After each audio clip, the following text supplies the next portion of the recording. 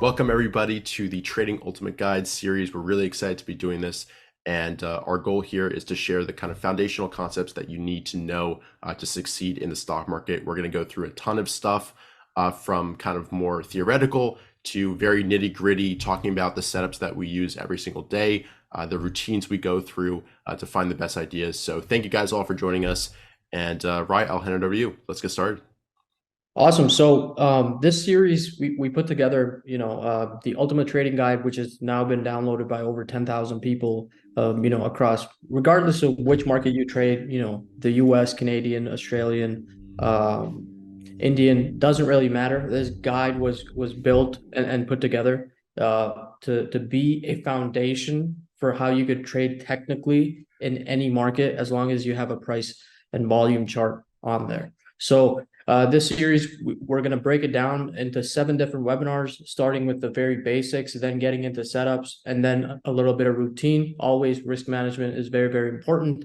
And then we'll finish it off with how you could do post analysis. And then how do you, kind of take the series of 7 webinars and continuously improve your trading from there. So this is 100% free. We do want to kind of spread word and have a lot of people know about this. The reason we're doing this is to just spread, have this in the hands of every possible trader across the globe. And we're going to need your help to kind of do that. So if you guys could share it on social media with your friends, and we will continuously improve upon the guide itself. We will continuously, on a recurring basis, almost do this 7 webinar series, and your questions that we get and the amount of audience, the more people that know about it, the better we can make the guide over the next couple of years. So today's webinar focuses in on the first framework of the Ultimate Trading Guide, which is building a trading foundation. What we will do is start from the very basics of how I went about, my journey. And these webinars were really compiled to distill the knowledge that I've gathered and Richard's gathered over the course of the last decade and a half. And we've done many master classes with folks like Oliver Kell, Stan Weinstein, and others. And we have also done very specialized classes in historical analysis, in trading psychology, and we're bringing all of that knowledge and compressing all of that in a series of 7 webinars for you, so that you could benefit from it. So the first framework, building a trading foundation, will be focused on purely the how can we think day one. Let's say you wake up and you want to start trading. How can we build that foundation? What are some of the lessons me and Richard have learned over the years that we feel are essential components for you to kind of build that launchpad so that you could step off of? The purpose of this and the 7 frameworks is to accelerate or try to lessen your trading curve, not try to replace experience. So that's kind of what I want to get into the next slide. This is very, very important. There's 2 different aspects. There are 2 different aspects when you're starting in trading. You'll hear a crowd of people that say that you're going to get nothing out of reading books. All you need to do is go trade, fail, and learn from that. That's one way to kind of go about it and do it. It may take some people a lot less time. It may take some people a lot more time, but it's a variable path depending on the individual. The other path is you gather knowledge, and how you gather knowledge is you leverage experience, right? So you read, books are kind of trading journeys you could think of. William O'Neill's book is his trading journey, right? Darvas's book is his trading journey. Wyckoff's books are his trading journey. They all have a lot of pain, and they all have a lot of experience within those books that you don't have to start from scratch. And you don't have to reinvent the wheel. You don't have to, build an airplane from scratch and become an aerospace engineer. What you could do is you could go to the books, gather the knowledge, right? That's the first piece of the puzzle. You can read them. And the purpose of it is not that you will be an expert trader. The purpose of them is that you build a foundation. And then when you go out and apply that knowledge, what you do is you build experience. So the difference between knowledge and experience is the fact that the application of knowledge over a span of time will build you the appropriate experience in the market so that you can become profitable.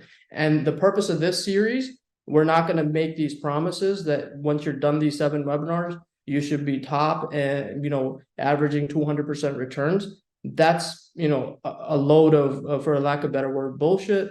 What we're here to do is give you the proper frameworks and the proper knowledge. And when you go and apply them in the market over a span of time, you will gain that, you'll connect those dots together and it will lessen your learning curve as well. Richard, if you want to add anything on this slide, feel free to go ahead. Yeah, just we're building the foundation that your trading strategy will be built upon here. So everybody makes their own tweaks to the system.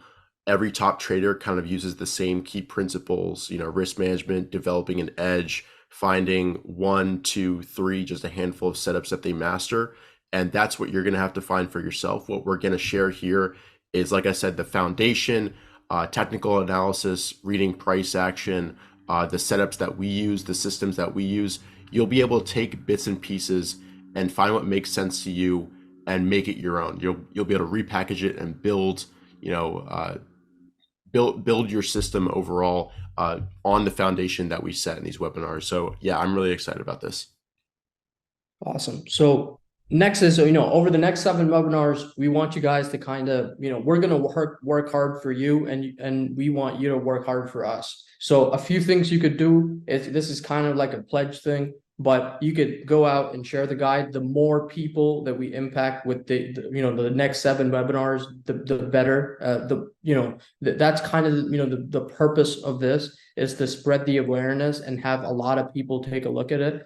The second is, we want you guys to put in the work. So if we see your enthusiasm, if we see you're putting in the hard work over the next 7 webinars, we're going to be motivated to do even better, right? So it's kind of a two-way street, where you guys work hard for us and we'll work twice as hard for you, so that we could both get, you're investing your time. We're going to have, this is likely going to be over 14 to 16 hours of video, absolutely free, right? But we want this to be, you put in the hard work, you ask the questions, it will allow us to improve the guide, iterate over it, and then the next time we do it, it will be, even twice as better. And then also spreading awareness, share it with your friends, tweet it on Twitter, whatever it is. If someone's interested in the markets, you could send them this guide. It's a very distilled version of the very basics of how they can kind of build the 7 frameworks and operate upon that. So this is, the pledge that we want you guys to take, and we'll work hard, twice as hard for you as we see, the enthusiasm and the excitement. So let's get into the content of this. So stage 1. So with the phases of trading, every single trader goes through certain stages when they start. You don't wake up and you are a stage 3, is what we call it, a profitable trader, right? You don't wake up and you're all of a sudden the best out there, and you don't really need any knowledge and you don't need experience. There's very, very, very few people that can move from stage 1 to stage 3 in a very short span of time. So what we want to emphasize here is, it's going to be a journey, regardless of which stage you're in. It does not matter. It's what matters is the continuous improvement from one to the next, and try to get closer and closer to that stage 3. Or if you're a stage 2, try to get closer and closer to that stage 3, as soon as possible. But we don't want to discount the fact that you're going to go through each of these stages when you're starting out. So one thing I do want to see is, people post which stage they feel they're in the Zoom chat. If that would give us a good idea of the audience that we're dealing with, and how we can, help you guys get out of stage 1 and 2 and get as close as possible to stage 3 over the next 7 webinars.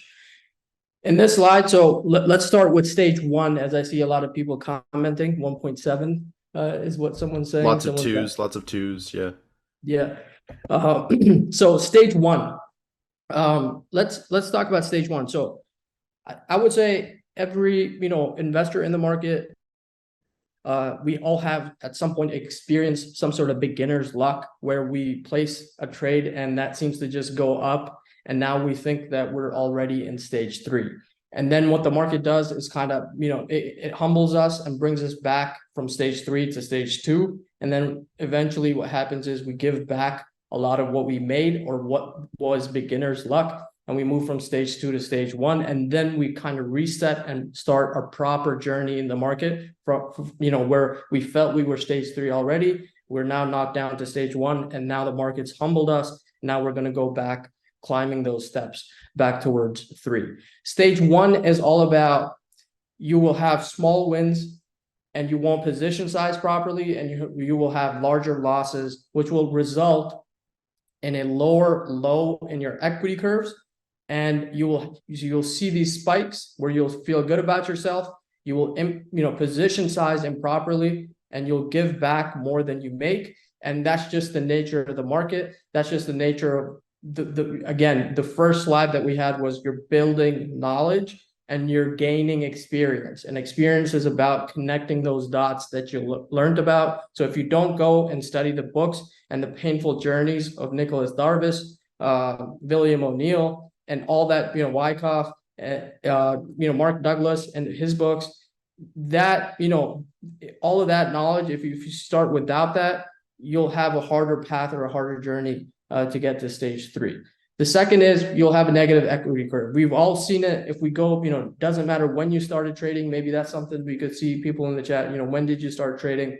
You will see, if you go look at your equity curves, they're going to be lower lows. They're going to be painful journeys. A lot of traders say the same thing, and they're always going through this painful journey to get to stage 3. And we hear the same stories over and over again. So there's a few reasons that traders are in stage 1, and we want to focus on kind of why they end up in stage 1. One is poor trade, ideas. So a lot of traders that have had successful journeys, and I'm not saying that you can't have successful journeys, let's say in the OTC market, or lower price stocks or penny stocks, etc. But majority of the audience here today, and many of you that will be watching the recording, is the trade ideas that you come up with, or the trade identification that you're doing, needs a lot of improvement, right?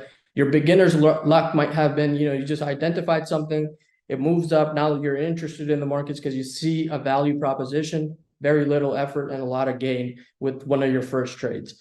That doesn't happen all the time. The second is poor risk management. So we feel like we're on cloud 9, we've placed the trade, we're up 50%, and now nobody can hurt us, right?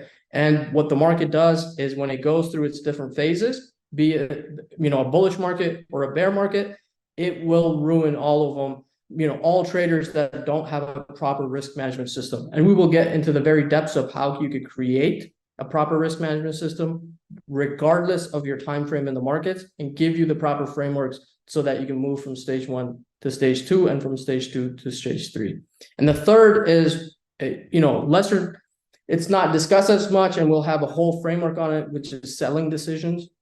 And that is poor profit-taking strategy. So our purpose in the market and our purpose of, why we're doing this has to be very clear. And that's something that I encourage all of you that are watching today to kind of write out. And if you visualize, why am I doing this? Why am I spending so much time and investing so much time into this? What do I want to get out of this when I, as I read books or as I go through this journey? Your goal and your purpose of why you're doing it has to be very, very clear. What happens is the purpose gets lost. Ego takes over, psychology takes over, and you're more focused on being right instead of the purpose and the goal, which we all have the same goal at the end of the day, is to make a lot of money and move to stage 3, see a higher low, and have an income from the stock market over a span of time. So your goal and your purpose, if you want to write that down, has to be very, very clear for you to be, psychologically right, thinking in the right way, and be in the right mindset so that you can move from that stage 1 to stage 2 and eventually to stage 3. So that's a little bit about stage 1. We've all been through it. It's not, There's no, savants, for example. There might be some rare, very rare cases where mathematically people have figured out the markets. That's absolutely fine. What we're talking about here is the majority of the people will start likely from stage 1, go to stage 3, or think they're in stage 3 with beginner's luck, move back to stage 1 and reset and, start that proper journey. So let's move to stage 2 a little bit. What happens in stage 2 is all the pain that you've kind of gathered in stage 1 is packaged, and now you want to get a little bit more serious about your trading, right? You know that there are these spikes that you see and windows in the markets where things are working so well, and what Ross calls that is the market is very cooperative, and you see the progress that you're making, but you frustrate yourself where you could identify good trades, but you don't have the proper framework for you to kind of see the higher lows in your equity curve, and you give it back. And what happens is all you're seeing is this sideways chop that seems to happen back and forth. Stage 2, a lot of traders that are in stage 2, it's a very encouraging sign. Many people don't get to stage 2. What happens is they kind of quit, leave, or are not interested in the market anymore because the market is not listening to their ego. The market's not listening to what they feel is right. The market's not listening to their political opinion. The market doesn't really even know you exist at the end of the day, right? So if you're in stage 2, it's a huge positive.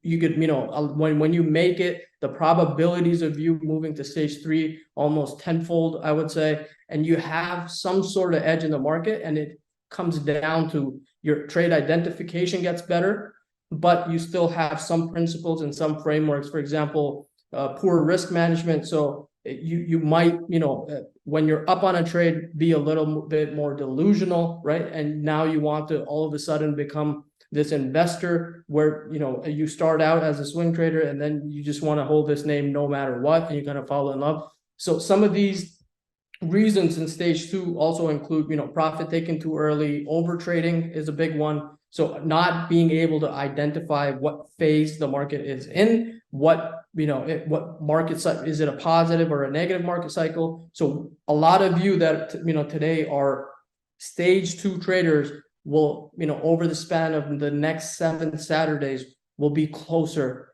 to stage 3. So stage 3 is kind of, you hear Oliver Kell, Mike Webster, Ross, Richard, a lot of people that end up at stage 3 have gone through years and years of iteration and years, many, even half a decade, 6 to 7 years of stage 2 type of trading. And that is perfectly fine. All they did was refine a few variables, which we call frameworks throughout these webinars. They refine them, they tweak them, and they visualize and put things on paper and make sure that they're treating this as a business, and their goal and the clarity that they have is very clear. It's not attached to an opinion. It's not attached to ego. It's attached to, I am running a business and I need to get money out of for the effort that I'm putting into it. And I need to make progress because that's their bread and butter, on the table at the end of the day. So those are, your stage 3 traders that take that next leap because they see a window of opportunity, that they know that they can compound if they get a little bit more serious. And they know that if they treat this like a business, that they can make a lot of money over a span of, decades upon, decade upon decades, and eventually even manage money professionally, like the story of Oliver Kell recently in the markets. So that's a little bit about the phases. Any questions? Maybe we could pause here a little bit. Yeah. Richard, you see how many people are stage 2, stage 3? Yeah, a lot of stage 2s. I want to ask you, Rai, so going from stage 2 to stage 3, what are the important kind of realizations, actions that you need to take to make that transition? What kind of has to click in your mind to turn that performance around, and instead of just oscillating back and forth, start forming those higher highs and higher lows and not giving too much back during market downtrends and bad periods? I think a lot of it comes down to proper preparation. Lack of opinion is actually a positive, and also just taking a look at what you're doing when things are working and how you're giving it back. So going back and kind of opening all of, your stage 2 trades and making sure you understand psychologically what's happening, in the markets with the setups. There's the mechanical side and a psychological side. Both have to come together for you to be a stage 3. So for example, you miss a trend, right? Now, are you chasing, or have you kind of bridged all the knowledge that you have with the experience in stage 2 and connected the dots properly to a point where if you were to miss a cycle, you don't go and chase, you just sit there because your goals are very aligned to the progress that you need to make, rather than be in a situation where you're continuously feeling right at the back of your head so that your ego feels good.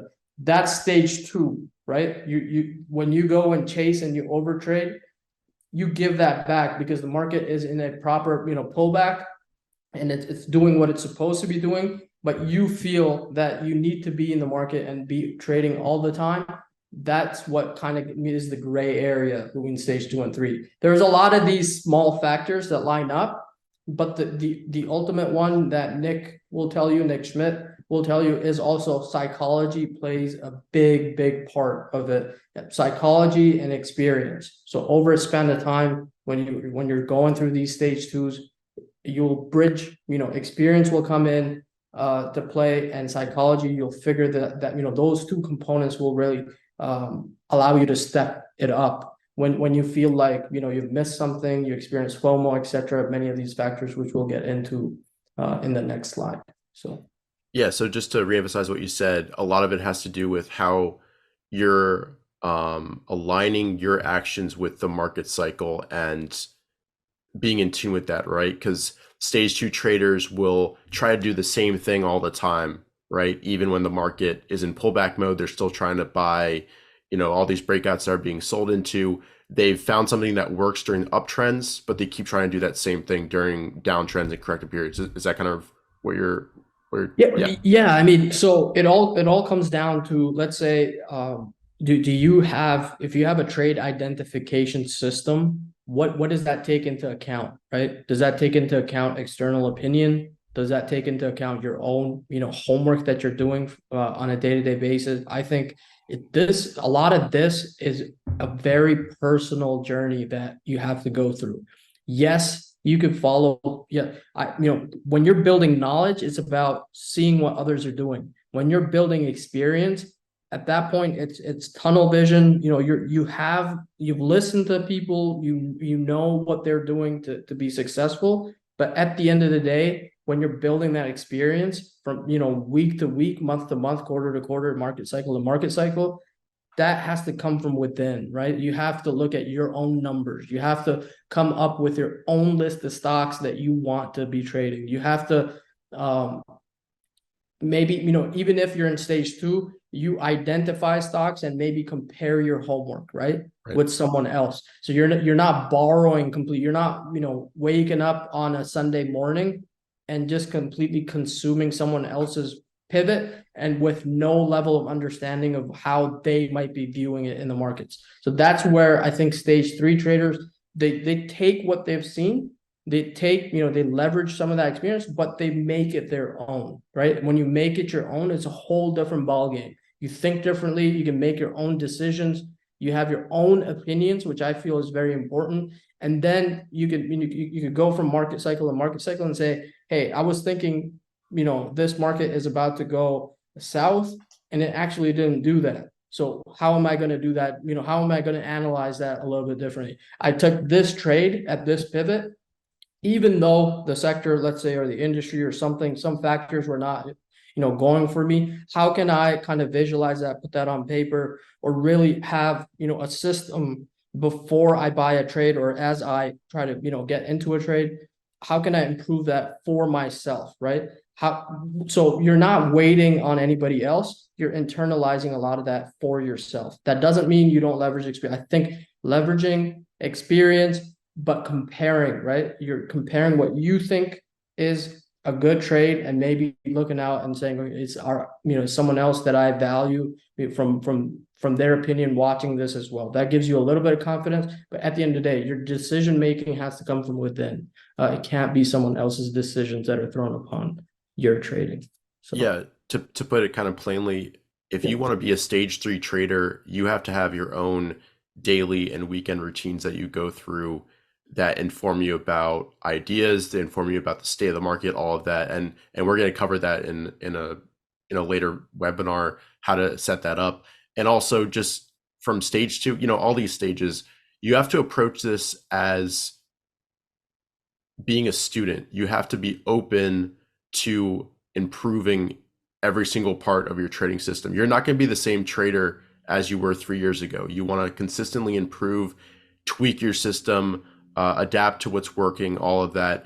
And that's really the mindset shift that you need to take, because a loss is a learning experience. You can learn so much from a loss.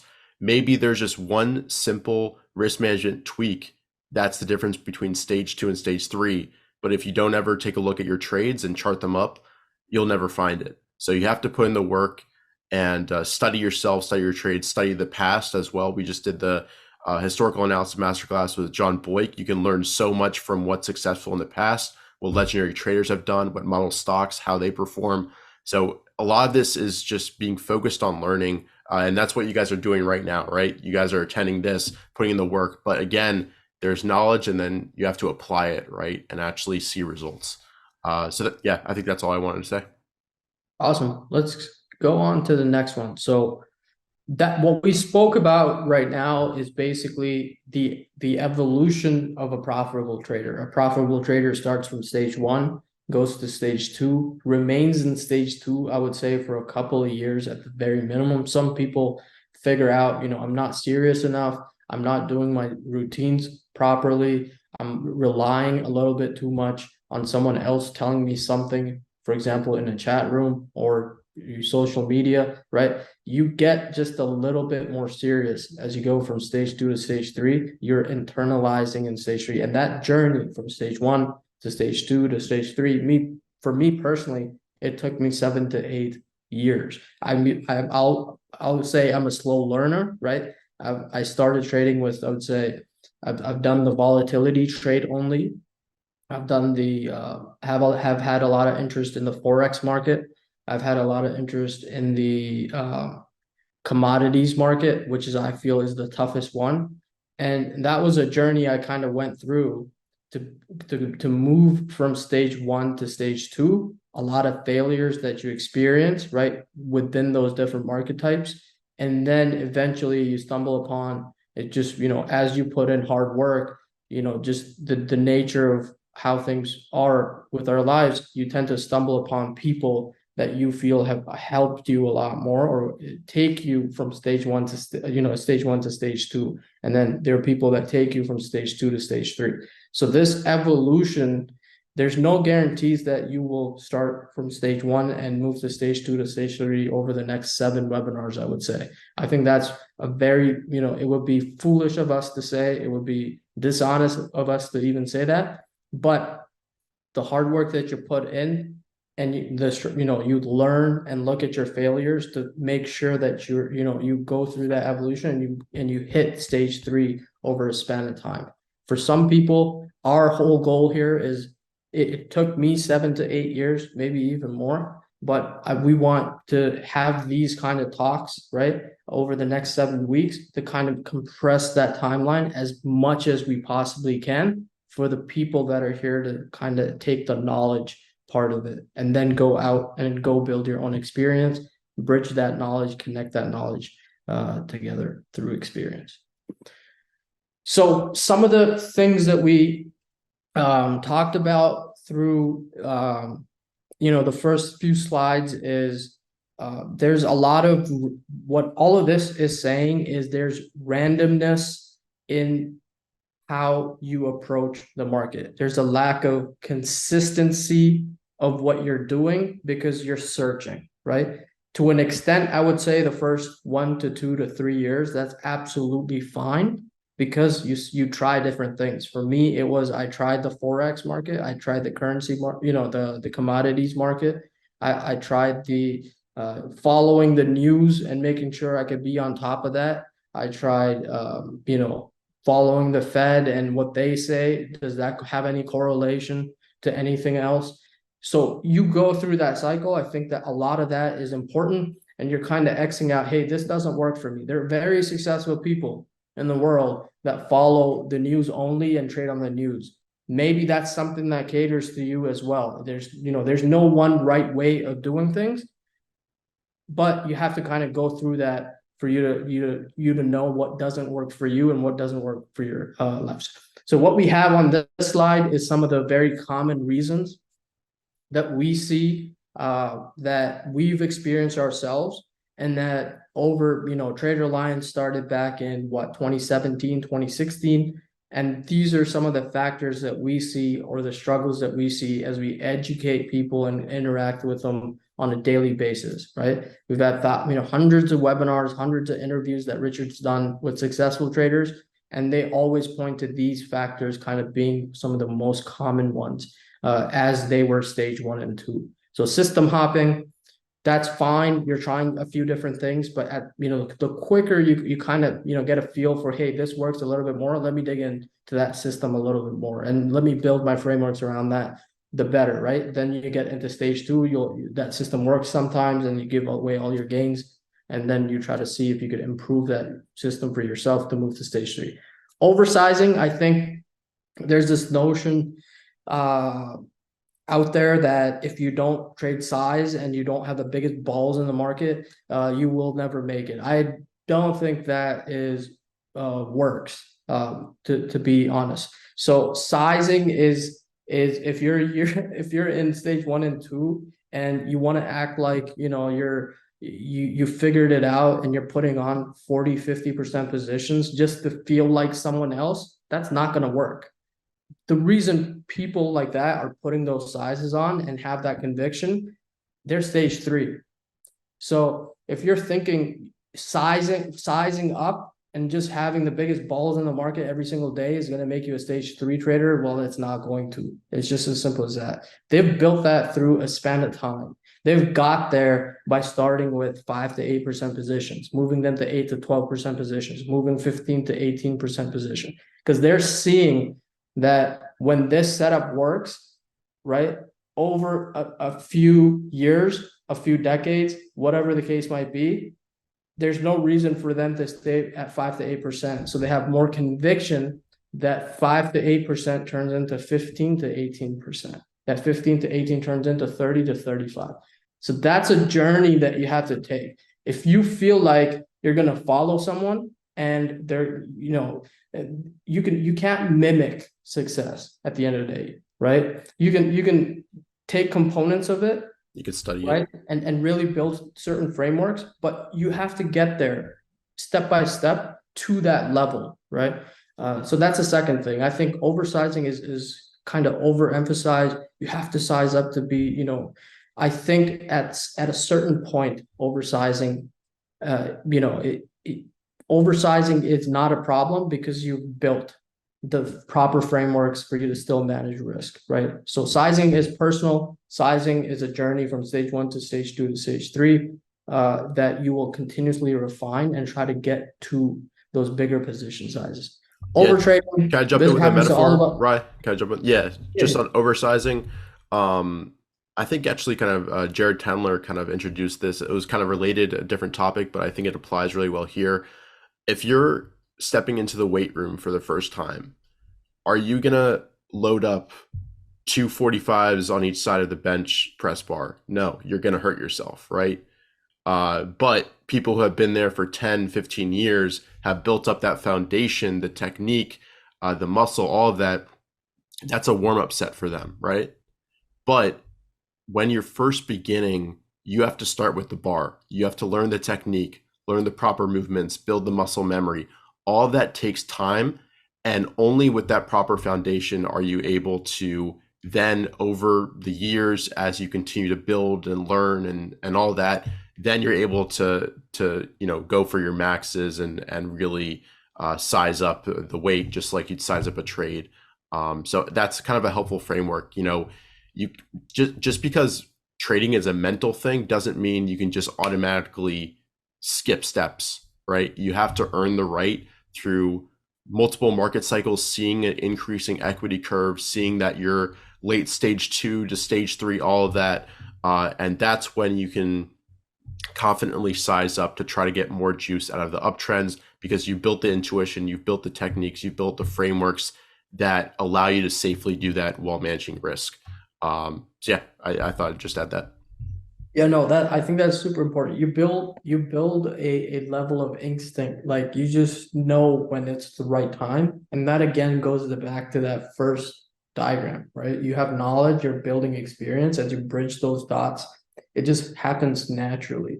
If you try to impose it upon yourself because you feel trader XYZ is doing this, or if you try to follow someone, they say, oh, I have a 45% position in this, and you feel the need to be doing the same. They know what they're doing. You might not know what you're doing at the end of the day, right? So the fourth one here is randomness. So what is randomness? You feel like, you try different things. One day you might buy a position based on, let's say, relative volume running high, right? The next day you completely throw that out because that particular day, relative volume being high through a pivot didn't work. And now you feel like that's a load of, BS. Now I need to go try something else. And then next day you buy a position based on RSI. And all of these examples is what I did. So when I'm kind of talking to my past, is I've done this. So setups, I've tried setups where the MACD would cross over, and now I'm trading MACD, and all of a sudden, 1 week it doesn't work, and I scrap all of that, and then I go to some other technique. What that introduces is a lack of consistency and seeing through what may work. So one thing in the markets is all the indicators that we see on any platform in the markets are based on some sort of people coming up with it, right? And what happened was the reason they came up with those indicators is because those indicators worked for them, right? And that's why I say all indicators work. They all work. It's just the lack of seeing through, if you stick to, I can build a whole system on RSI. Just simple price, volume, and RSI. People trade that way, right? The RSI 1 or the RSI 3, Larry Williams type of thing, or the RSI 14, one of my earlier mentors would look at RSI 14 going above the 70 line as a powerful signal on the weekly and monthly, right? All of these indicators work, but it's a lack of, people just, there's this level of, if this doesn't work in week 3 of 52, I'm going to go switch something else. Try week 4, it's something else. Week 5 is something else. Week 6. And you just confuse yourself. You're in a state of like daze. You're just dazed because you're just trying to figure out how quickly can I figure something out, so that how can I make all this money very, very quickly and be very, very rich. None of that happens. It won't. It just won't. And that causes randomness. And basically you're not seeing through, right? People trade on Fibonacci's. And I see people, social media, friends that have personal opinions, Fibonacci's don't work. They work. Everything works. People just invest a lot more time in looking into Fibonacci's and finding a consistent pattern, right? That works for them. And now they have mastered that aspect. So that's one thing, randomness. Let's move on to next is maybe Richard, you want to add something to the randomness part? No, I think you covered it. You also didn't dive too deep into overtrading, if you want to come back to that one. Yeah, overtrading, I think, what we will cover and spend a lot of time here, over the next 7 weeks is how do you build, how do you stop yourself from yourself, right? There are times in the market, let's say I am a short trader. I want to master short trading on the short side, no matter what, right? That's my goal. And that's all that I want to do. Is it doable? Yes, it's doable. But there are certain times in the market that I need to wait for so that I can have the biggest impact on my equity curve, and I need to build my trading around that, right? If you want to be a long trader or a short trader or any type of trader, currency, whatever, there are spans where things work, and there are spans where you have to step back and just, put your hands up and say, I'm going to wait for that exact, moment or that span that where things I know will work for me and my system. And that's how we could avoid overtrading. What happens is people want to come into the market, I don't like this political party. I feel like the S&P should go down, right? That's how you get clobbered and absolutely give back a lot of money. So, and they want to trade. I want a system that works 52 weeks out of the 52 weeks, works from 9:30 to 4 p.m., no matter what kind of market it is. That's how you would go into this mess of overtrading. There's no such thing as a system that will work for 52 out of 52 weeks, right? And you place a trade every single day. You go 252 days, trading days, and you multiply, you're placing 600-700 trades. So number of trades, right? Look at the number of trades you're placing. Does that align with your lifestyle? Does that align with your goals? Does that, at the end of the day, align with your system, right? Are these system-driven trades? Are these frameworks that you put in place, are they driving your decisions? And that's how you could avoid overtrade. I think just looking at the number of trades, for all of you that are here and watching the recording, just look at the number of trades you're placing. It's just, it's a very simple metric, and you could go back and trace back from there, right? Richard, feel free to stop me or, chime in on any of these. No, I think let's keep rocking and rolling. I think, I'll be a lot quicker with the rest of them. So overconfidence, underconfidence, we go through these emotional highs and lows when things are working. We feel like there's nobody that can stop us, and we doubled an account from 50 to 100,000, and there's no room for improvement. We felt that, people feel that. And then there's underconfidence when we hit a bear market.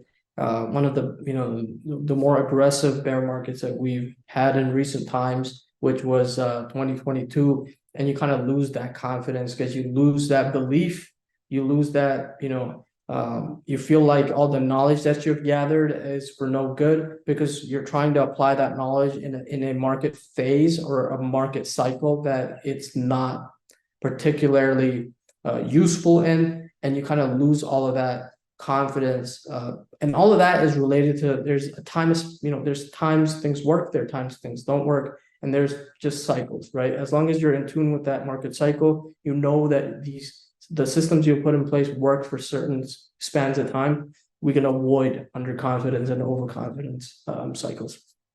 The next few, we've gone through this, too many indicators, buying late and extended. All of these are a lack of just not having buy and sell rules. And I think the last one that's most important is no post analysis. So people tend to, let's say, I'm in the markets and I'm building experience, right? I place a trade, the market tells me, hey, this is a loss, right? So, and then you just flush that and you say, okay, I'll try again, and I'll go and place a trade, and then that's another loss. Or I go place a trade and I make a whole bunch of money. If you go back and just look at what is happening, it will give you a lot of personal insight as to what you're doing, why you're doing it. And there's this, stage 1 and stage 2 post analysis is not optional. You'll see a lot of traders that have decades and decades, and they say, hey, I don't even do post analysis. I don't need to do it.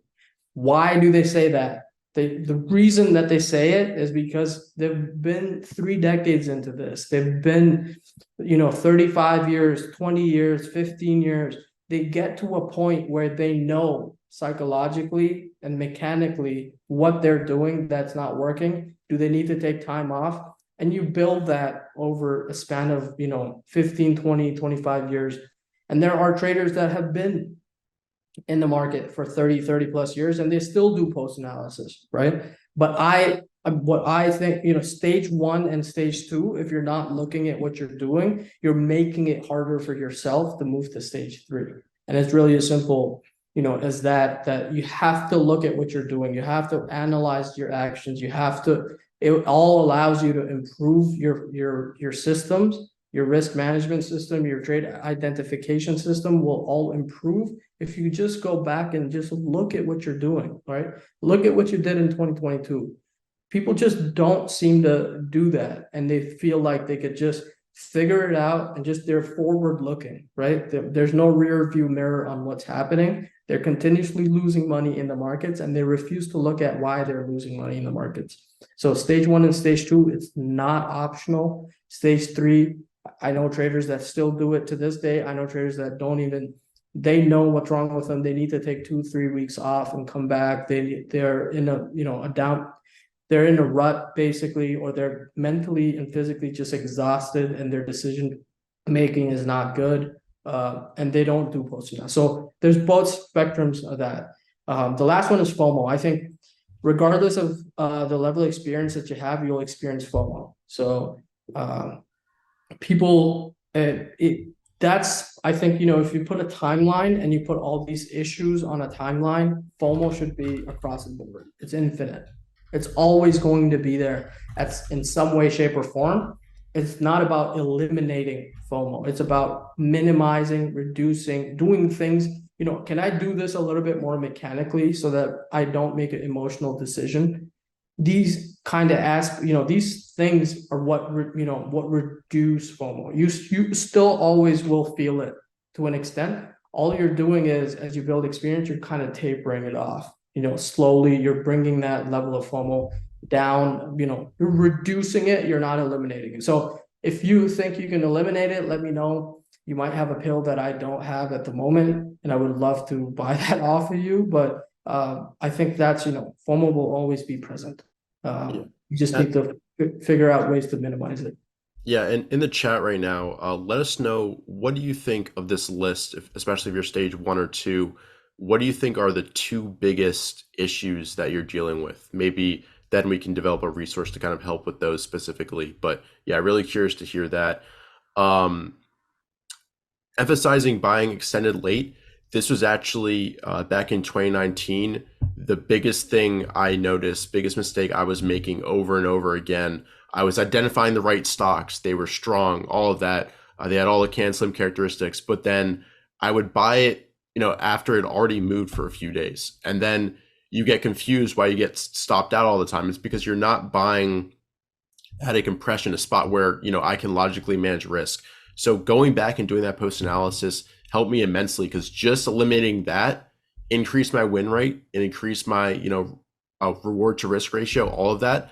But if you don't go back and look, you can't magically realize what your problem is. You have to actually chart out your mistakes, and you'll notice the trends, because you are a human that makes, you're pattern based, right? You're trying to buy at the same spots. But if you're buying at the wrong time, you won't notice that unless you actually bring up the charts, bring up your losses, chart your losses and your wins, all of that. Also, when it comes to 2-minute indicators, when I was first starting out, I had MACD, I had RSI, I had stochastics, I had all that. I created my own, secret indicators that were magic buy points and sell points. Everything is completely simplified now. And I know Mark and Les in the chat, they've been trading for decades. I'm sure if you take a look at their charts, it's going to be very simple. There's going to be a few indicators maybe that they have mastered. They've learned those tools and mastered them. But, by and large, keep it simple. Focus on price, volume, and maybe relative strength. David Ryan, price, volume, relative strength. Oliver Kell, price, volume, a few moving averages. There's, again, the best traders on earth. Stan Weinstein. Horizontal lines and stage analysis, as simple as it gets. Yeah, right.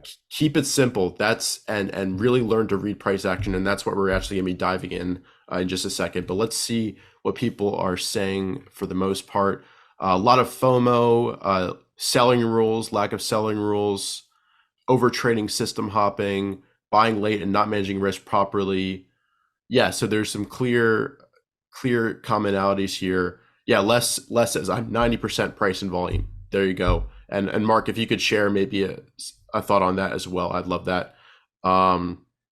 Yeah, so let's go ahead and move on. And Rye, I know it's kind of my section, so I'm going to request remote control just to keep it Yeah. easy. And let's go ahead and dive in. There we go.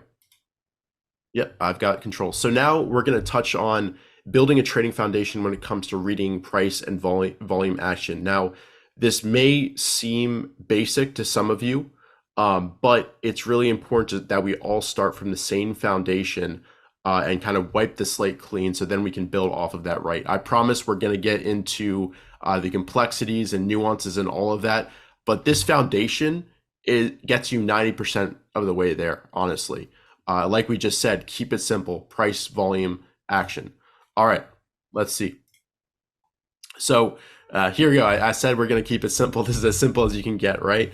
But you got to learn addition and multiplication before you learn calculus or differential equations and partial differential equations, whatever Rye you did for electrical engineering. I don't know what you did over there, but yeah. So this is the most basic aspect, right? What is a price bar? Over here on the left, we've got an open, high, low, close bar. This is the open. This is the close. Here's the high for the day. Here is the low of the day. Some people probably prefer candlesticks. It represents the exact same information. But in the chat, just to start some drama, let me know if you're team OHLC bars or team candlesticks. I'd be interested. So let's see. We'll see in the chat here. Candlesticks, OHLC. I'm team bar myself. Rye is team candlesticks. So we've got the two parties represented I here. switch back and forth, but Yeah. for me, like as you go with more experience, you could switch back and forth. It doesn't really matter. Yeah, I learned first on bars, so I think that's pretty much why I like that first. But basically, one bar can represent a year, it can represent a day, a week, a month, 65-minute period, 63-minute period, 20 seconds. It doesn't really matter. All it's taking into account is it's visualizing the movement of price action over that period, and how these four data points are organized: the high, the low, the open, the close. How they're organized gives you insight into the supply and demand characteristics going on behind the scenes during that candle, whether buying pressure was stronger, selling pressure was stronger. All of that is shown in the candles, and we'll talk through exactly how to interpret that. All right, and here's what I was just saying. So this is a way to visualize a bar if you kind of need. I like analogies, as you might have noticed. So this bar here, if you flip it on its side, so you turn it 90 degrees, where the low is over to the left, the high is over to the right. Basically, the buying pressure is trying to pull it to the right, pulling this close, the current price, up towards the high, while the selling pressure is trying to pull things over to the left towards the low. And whichever is stronger is going to dominate that candle, and it will show up in where the close is relative to the high and low. If the buyers are stronger, we're going to be closing right near the high. If the sellers are stronger, we're going to close it near the low. And maybe it changes within the candle. Maybe initially the buyers were super strong. It opens here, we push all the way here, but then the sellers really step on the gas and it closes the bar all the way down here. That's, again, information about what's going on behind the scenes. And it could be the opposite. Maybe we open up here, sellers, selling pressure overwhelmed everything. We push all the way down the low, but then buyers really took hold and we close all the way near the top. That's what a lot of people call a hammer candle, right? And these names, that we give candlestick patterns, they're not really important. What's important is kind of the psychology behind the bar and interpreting that. And that's kind of what I just went through. And a really easy way to interpret it is just visualize selling pressure as try to pull stuff down to the low, and buying pressure pulling it up to the high. And that gives you kind of a clear analogy of what's going on behind the scenes. And a really handy way to make a data point out of this that you can screen by, and we've got this in Deepvue as we'll go through in just a second, is the closing range. And basically what it is, you don't even have to worry about formulas if you're not math inclined. Just think about from the high to the low, where is the close within that range? The closing range is going to be closer to 100%, and you have to multiply this by 100, by the way. The closing range is going to be closer to 100% the higher we are, or the closer we are to the high of the bar. Thanks, Ryan. Glad it's 11.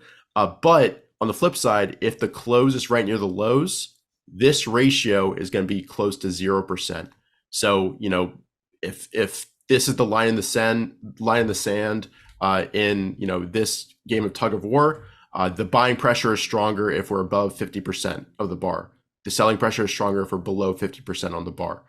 So hopefully that makes sense. And I think this is a really powerful concept. And in Deepvue, we have it both on a daily and weekly basis right there for you as a data column. You can put in your data panel, all of that. And we've got monthly as well.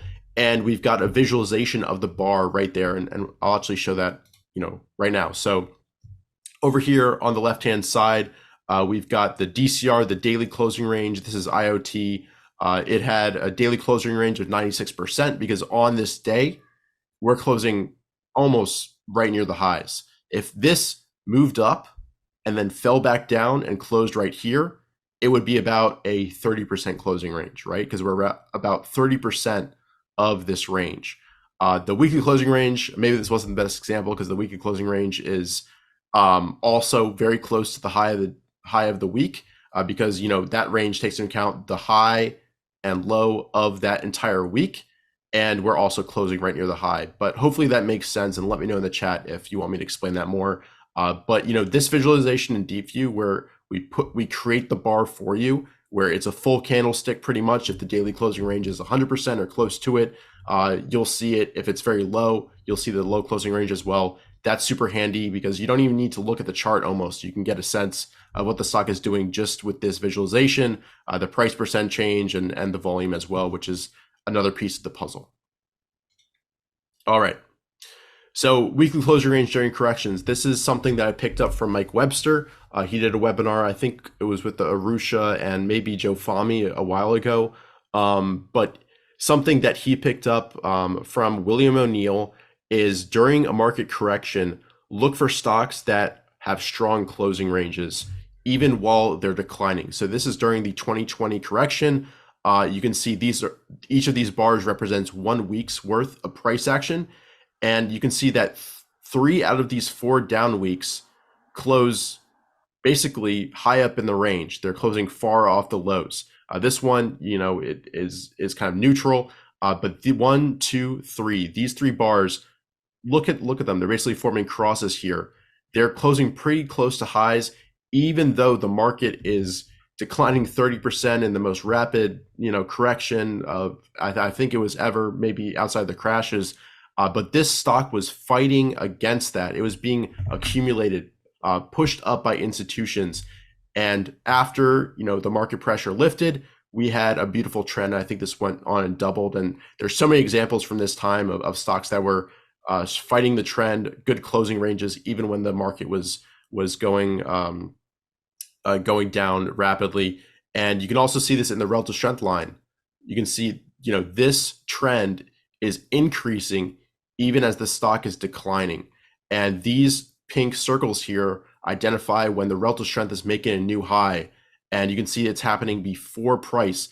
Price does not make a new high until way over here. But you had many early signals of strength by looking at the relative strength line. It's increasing over this period. It makes a new high on this bar well before we actually break out of the base. So that's another thing that you should be on the lookout for. And we'll probably dive deeper into the relative strength line later on in a future webinar. But what's important is to look at the weekly closing range during a correction. Ryan, did you want to? Oh, no, you can keep going. I'm just answering a few questions there. Yeah, you're moving the mouse. So, good. So next up, identifying trends. Again, we're keeping this simple, but I promise we're going to build off this. Very simply, what you can do is add a moving average to the chart. And we get asked so many times, what's the perfect moving average? What time period should I use? It doesn't really matter. It should fit your kind of time frame. If you're an intermediate term trader, maybe the 50-day is good for you, 200-day is good for you. If you're more of a faster swing trader, maybe the 5-day simple moving average is good for you, the 10-day simple, the 21 EMA. Align them with your time frames, and they should have a purpose, right? They should either help you identify the trend, or you should have rules dependent on them, right? You shouldn't have a moving average on your chart just so you have 5 moving averages on the chart. That's just noise at that point. make sure it has a purpose. Here we're on a weekly chart of, again, NVIDIA. This time we're looking at the 2022 correction as well as the uptrend that resulted from it. We've got a 10-week moving average in red here. Also, when it comes to choosing moving averages, a lot of people focus on certain ones, which makes them a level of interest, to quote Brian Shannon. So it's often good, the 10-week is a known spot of institutional support, 50 days the same, 200 days the same. So use your discretion, find what works for you, and also look at what the stock itself respects in the past. But getting back to this, just looking at the trend of the moving average and price action relative to that, you can identify and sidestep a lot of the major corrections. Here we're above a rising moving average. That's good. Here we're below declining moving average. We pop up a little bit, but we get back down below declining moving average. This is the definition of a downtrend. We're trending below a moving average, the average price over a period. And that doesn't change until pretty much here, where consistently we're above a rising moving average, and now it's held that for many months in a row now. So just adding one or two, keep it simple again, moving averages can really help you define that trend. And we're always looking for uptrends above a rising moving average. And that can last, that trend above the moving average can last a lot longer than you think. But also on the flip side, trend below a declining moving average, that can also last a lot longer than you think. And then one more way to define a trend is just looking at relative peaks and relative lows and looking at what the trend is here. Here we're in an uptrend, we're making higher highs. Then we make a lower high. It's an intermediate, it's still a higher low here, but then we make a lower low. We make another lower high. We make another lower low, lower high, lower high, lower low. So if we're making lower highs and lower lows, that's another way to define a downtrend. And then at this point, we make a higher low compared to this low.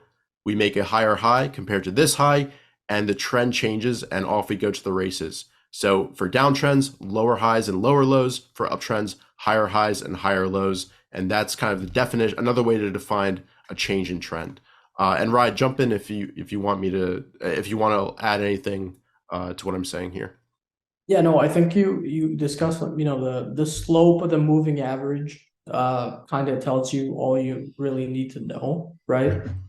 For a trend to confirm, a very simple way of looking at it is the slope of, let's say, the 10-week line, what that means. So if the slope is down, it means that the stock on a 10-week closing basis has trended lower. If the slope of the 10-week line is up, it means that over the last 10 weeks, the average weekly closes are now trending higher, right?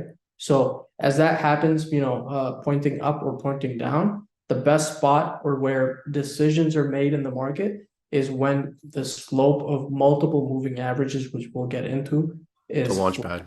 What that tells you is now there's indecision. Whatever the primary trend was, be it the uptrend or the downtrend, the existing slope of multiple moving averages being flat will tell you that it's now time to make a decision on whatever the primary trend was, if that's going to continue, or that primary trend is going to switch to the opposite of what, could be a downtrend, an uptrend switching from a downtrend, which is stage, from 2 to 3 to 4, or you go from stage 1 to 2, which is the primary trend was a downtrend, and now you're switching to an uptrend. Yeah, and I saw somebody mention this. This is kind of an inverse head and shoulder, where you've got a shoulder, and the head. Again, we're trying to talk about the pieces and the psychology behind price patterns. It's all good and well if you love calling it inverse head and shoulders and all of that. That's a helpful frame for you.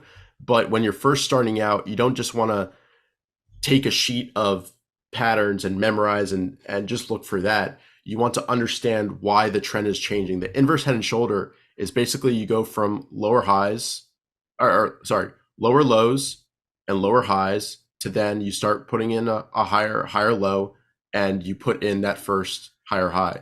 So you don't need to memorize what's an inverse head and shoulder, what's all these different names. There's so many out there.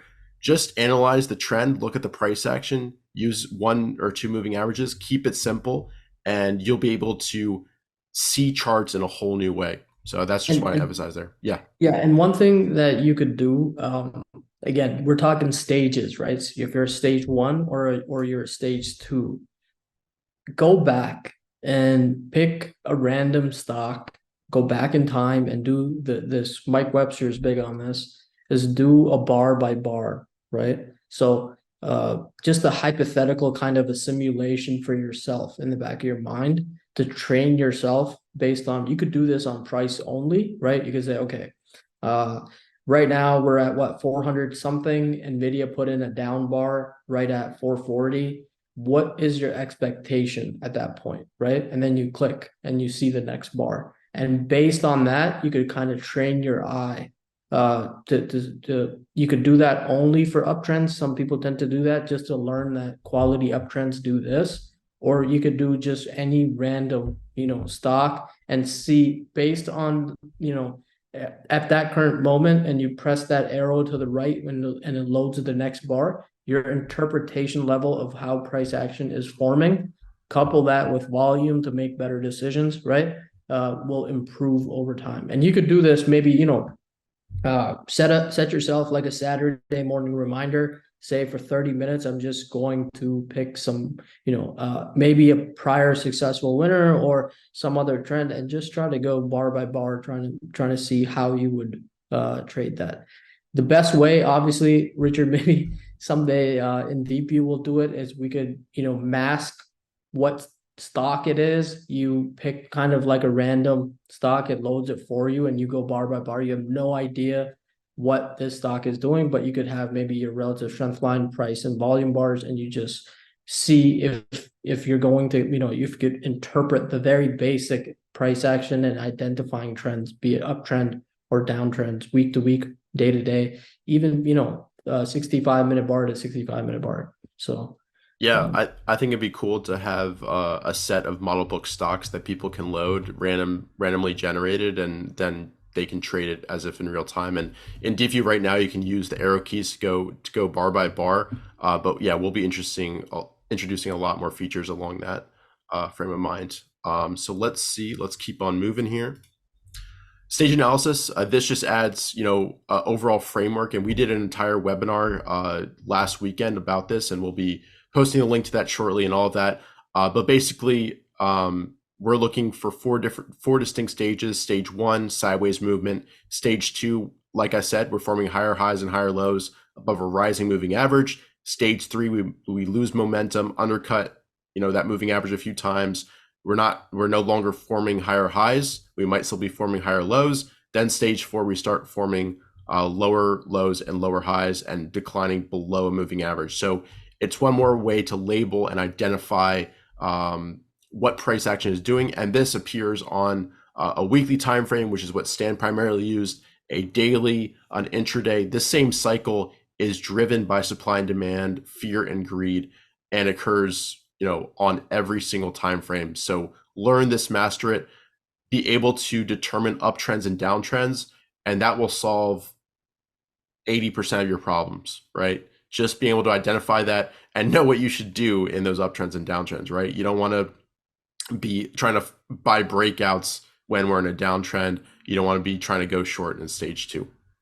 All right. Yeah, if we just go back for a second. So let's just take a look at the concept. I think the important part is to understand the psychology of it as well. So the slope of a moving average is just telling you that the average closes over a span of time are, positive, negative, or flat, right? So stage one is when price action, the 30-week moving average is coming into price, and now the stock is done going down, right? Or potentially be, is done going down or it wants to kind of, on a 30-week basis, has built out a base, and now there's potential that it could charge to the upside. When the moving average is sloping up higher, we're seeing those, what Richard said, higher lows and higher highs, right? And that's causing the slope of the moving average to be to the upside. The same thing happens in stage three. The momentum is kind of sucked out of the stock. We now have a flat moving average. That means the stock is, the momentum it had in stage 2 has kind of gone away, and there might be stage 3 can turn back into a stage 2, right? There are many, many examples of that. But you have to wait for the slope of whatever it is. It could be the 10-week line, maybe a 2-week line, whatever time frame that you're trading. You have to wait for those slopes to point up or down for you to dictate trend and read the price action accordingly. So, Yep. Richard, we can go to the next one. Yep. I've got control yet. Oh, I got it. Let me control it. Here we go. So this is a real life chart. This is ROKU looking at 2020 into pretty much where we're at this year. You can see a stage 2 uptrend up here where we're forming higher highs and higher lows above the longer term moving average, which is the 40-week moving average. Then we go into stage 3 or even stage 1 here, a little bit of stage 4 in the correction, but then everything compresses. And this is what Riot was alluding to with all the moving averages tightening together. This is the launchpad setup, which we'll cover, I think it's next webinar when we go over setups. Here we get a breakout on volume. We start again to trend above a rising moving average. Look how it respects the 10-week line. This is a textbook example. And this is another stage 2 uptrend. Then we get into stage 3 where we break below the 10-week. We start getting wider and looser. We try to break out. We can't. We fall below the 10-week. Can't form, really any base. Can't form any, momentum like we saw back here. And then we break below these lows, below all the declining moving averages, lower highs, lower lows, and begin a really disastrous downtrend. From this failed breakout, that was close to $500. This fell to the 40s. So stage 4s, you really want to learn to identify them, even if you're a longer term investor, because they can be disastrous when the market factors change and the conditions change and we enter a bear market. The prior leaders that can double, triple, and quadruple can easily give that back and more. We saw that with so many examples. C limited is another textbook stage analysis chart where we go up and all the way down. So here we're forming again kind of stage 1. We're starting to trend above the 10-week now, so potential stage 2. But here's a stage 1 going sideways, stage 2 uptrend, stage 3 losing momentum, stage 4 decline, and now back to going sideways to potentially starting to move up with a new stage 2. Brian, anything to add here? Yeah, and what we're doing here is, just to be very clear, we're just building a 30,000 feet type of view of how price action tends to happen in the markets with the stage analysis framework, right? This is not talking about where you can enter, where you can exit, where you can short, where you could go long, right? The idea, so a lot of traders get enamored with the fact that, how do I short this right at 445? Show me a system. Just to let you know, Stan Weinstein would short this at 265, FYI. He's waiting for this consolidation of that stage 3, the slope of that 30 or 40 week moving average, and he would draw a horizontal line here, and that break on increasing volume right around here on these two, I might not be pointing at the right volume, but he's looking at the low of that consolidation to break down for him to enter. So the fact that traders get enamored with the fact, how do I completely, to the penny, maybe to the dollar, figure this out so that I could be in this awesome downtrend from 445 to 3750. That's not going to happen. And that's just the reality of things. The opposite is also true. How do I enter right at $50 and take this to 445, and magically someone tells me that this is going to a stage 3? What you want is, you want to catch a chunk of this trade when it's in stage 2, and your position sizing and your conviction and how you've studied trends will dictate. A trader can put on a 3 to 5% position at 50 and sell it that 3 to 5% position at 445, and he won't make a dime.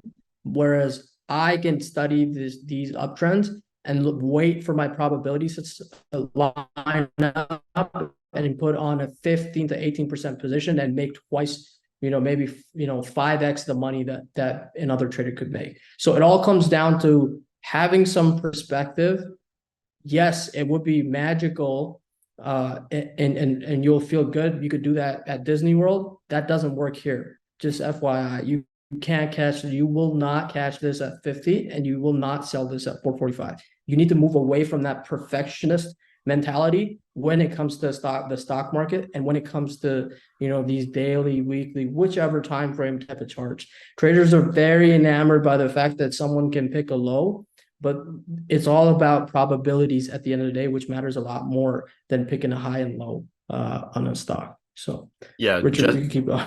Yeah, Jesse Livermore says the most expensive ace in the world are the first eighth and the last eighth. You just catch the sixth ace right here, and you'll make a fortune if you can do that consistently, and if you can avoid this right here, right? All right, next slide. Here, yeah, don't move the mouse if you can, right? No. Here we're talking about bases. So this is ELF looking back 2022. I mean, this has had a model book move. It's still going. We'll see when this stops. Who knows? But this was its first big base in 2022. Breaks out of that, forms a base here, base here, base here, base here. And a base is simply a short-term sideways move for at least a few weeks when we're already in a longer-term uptrend above the rising moving averages, right? That keep it very simple. It's just a consolidation, a pause that then resumes upwards. So you don't have to overthink it at all. Bases can be a lot bigger than that, and that's basically your stage one here. It creates the foundation for the move, just like we're creating the foundation for trading here. The big stage ones create the foundation for a potential move like this. These smaller pauses, they are potential entry points as it resumes upwards in the already existing trend. So that's all you have to remember here. One thing, if you go back, I just want to get it very granular. So let's say that this stock right here, oh sorry, Richard, this stock right over here was, we see flattening 10-week and 40-week lines. This could have broken out here and done a stage two, right? It's not to say, oh, it has to do this, right? So if these moving averages are flattening and kind of converging or building what we call a launch pad, this could have easily maybe a pivot of 30, whatever it was. If the market was fine, this trend that we see, we can kind of move it all the way here, and this could have done that, right? Entirely possible. But the fact that we ran into that 2022 market, this went into a bigger base, is absolutely fine. We see declining moving averages right here, lower lows and lower highs. And then when we see this 10-week and 40-week flattening up right here, right? This red line, the slope is flat. It means that it's the downward momentum is now kind of sucked out of that stock.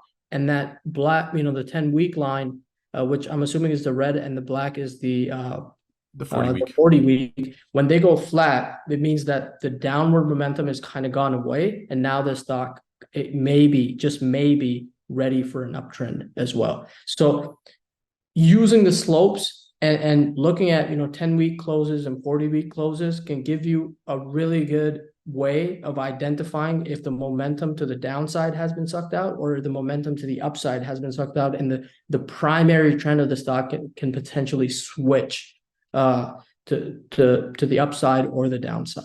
And yeah, I mean, we had this 2022. I think things got really good later in that. For this stock, I mean, me personally, I still beat myself over as to how I have not traded any of this whatsoever. But really good example. And then also we talked about the rising 10-week line acting as support, or tends to be what people call institutional support in the markets.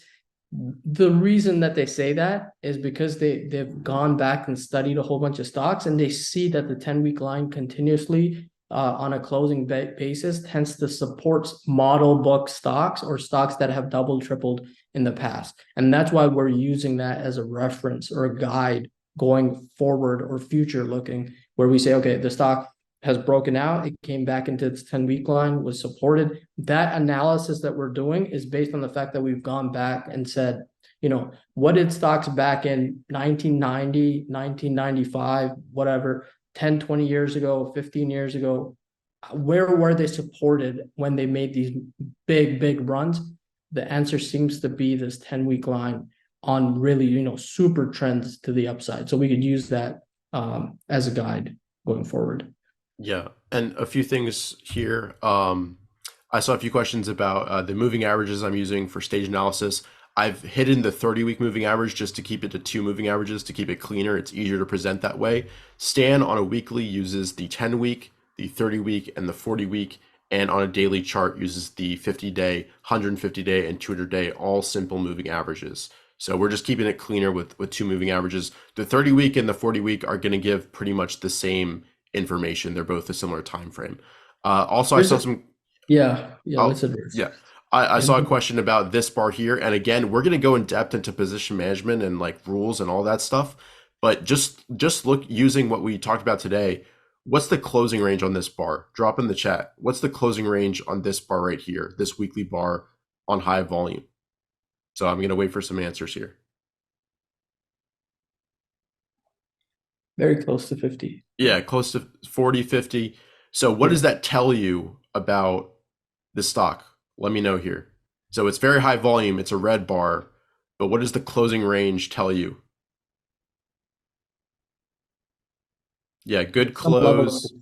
Yeah, some level of support. So now, mind you, like let's say you have a position here and you completely sold it based on this. That's perfectly fine. The idea again is if this remains, it reclaims the 10-week and continues on. You could always have mechanisms to buy it back. The idea is not to, even if you thought, that bar is 48% and your rule says that it has to be 50% or more, fine, you sell it. You made some progress. You had a higher, you made something from that stock based on your rules, perfectly fine. And you could always re-enter. There's the idea of, 32 I will buy, 140 I will sell, and it should never move above 140 because I want to feel good about myself will never happen, right? So it's the idea. Yeah, it's the idea. It's the sentiment behind it.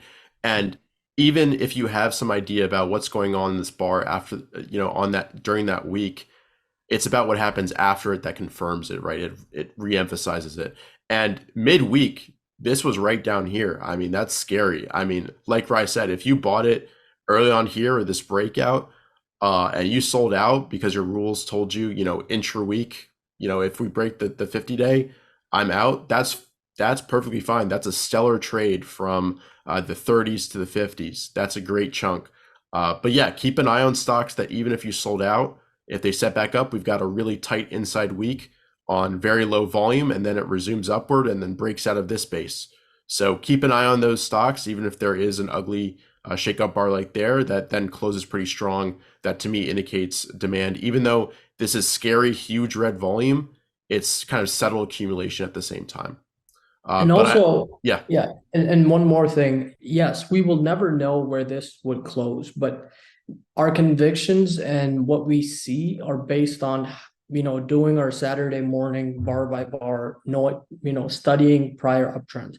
Ross, who was a portfolio manager, William O'Neill, was part of a team that turned, I don't know the exact numbers, like 15 million to 850 million. He's drilled down, when you have a proper position, he will wait till the end of the day to see what the closing range is. He would wait till the end of the week. If he has a proper position from here, right, he will wait till the end of the week to make a decision, even if it meant that this thing just kept going down throughout the week, maybe even came back a lot more. But those are things where you have to keep, you have to have some level of perspective based on what you've seen in the past, so that you can catch some of these super runs, right? These weeks don't feel good. This week doesn't feel good. You question yourself. It looks great after the fact. Yeah, that's where your buy and sell rules kind of come into play. Because if you operate based on this is emotional, this thing is emotional. You're giving back 14, 15 points in a week, and you were feeling pretty good the prior week, right? Now, if you operate based on what rules you have, look at it from 50 trades I'm going to make, 100 trades I'm going to make, 300 trades I'm going to make in my career, over a span of 5 years, for example, or 6 years. Is that going to allow me to catch this, or is it not going to allow me to catch this? It's about a series of trades, not that, if I need to be perfect right here, or I need to make sure that, all I'm trying to say is your decision making, again, we'll cover this. You have to have buy rules, you have to have sell rules based on what you've studied in the past or your experience and knowledge that you've gathered along the way. And in these moments, you have to stick to those. You can't be emotional. Like, we can try to reduce our emotions by having very set buy and sell rules as we possibly can. Yeah, and we got to manage risk in real time. I think that's key. But Ross has different objectives, different style than I do, than Rye does. I'm much more of, trying to trade this breakout to the start of this base, this breakout to the start of this base, versus I know kind of what I can handle, and I can't handle a deep base decline like this. These are pretty shallow, but I'm much better operating base to base than holding through multiple bases. I'll try to get back in when it restarts that momentum. So know yourself and know what you can handle. All right. So here's a daily example of 2 bases here. This is a daily chart of Uber. This is earlier this year. Look at the power off the bottom here on huge volume. Then it consolidates even more. You could almost call this, it's not a perfect base, but it's a consolidation. We don't really go higher or lower for a few weeks here. Pulls back into the 21 exponential moving average, trends above that. So I like operating, as we're trending above a rising 21. That's kind of my sweet spot. And then we undercut that 21 EMA and start to form a new base, and we'll see where this goes from here. But to form a base on the daily chart, it has to stay below a key level for at least 10 days, 15 days. You can define it for yourself, but a decent chunk where it's consolidating below a level. We form one here starting at about, maybe this period is where you can draw on this pivot line. At this point, we rally up, we go down here, break the 21. At this point, this becomes a key level down here, all that stuff. So again, you can use the same methodology with the moving averages. It doesn't matter what time frame you're on. Here we're trending above a rising 21 and 50 day. The longer term moving average is an uptrend as well. So all the concepts we're teaching apply to many different time frames. So Ryan, anything you want to emphasize on this chart, or when looking at bases on a daily? No, again, we're just purely talking price action. You obviously, want to add, we will add volume to the equation very soon, right? But this is, we want to really focus on, if, let's say volume didn't exist, how would you be trading, right? If you could master that perspective, and then volume will only make your decision making better, right? Week to week and month to month. So yeah, I mean, volume, very simply, it adds emphasis to the price bar. So here we're getting gap ups, good closes on large blue volume. Here, the day after we put in that high, we get a red bar that is wide range, closes near the lows on the highest volume in a few weeks, a few months here. So that's telling you that the selling on that bar is more serious. So volume just adds conviction to what price is doing. All right.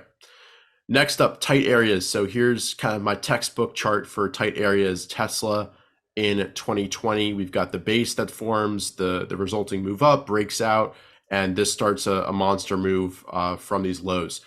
In your mind here, as you look at the chart, we're going to show the tight areas on the next slide, but in your mind, go through the price action here and identify to yourself, where is it tightening?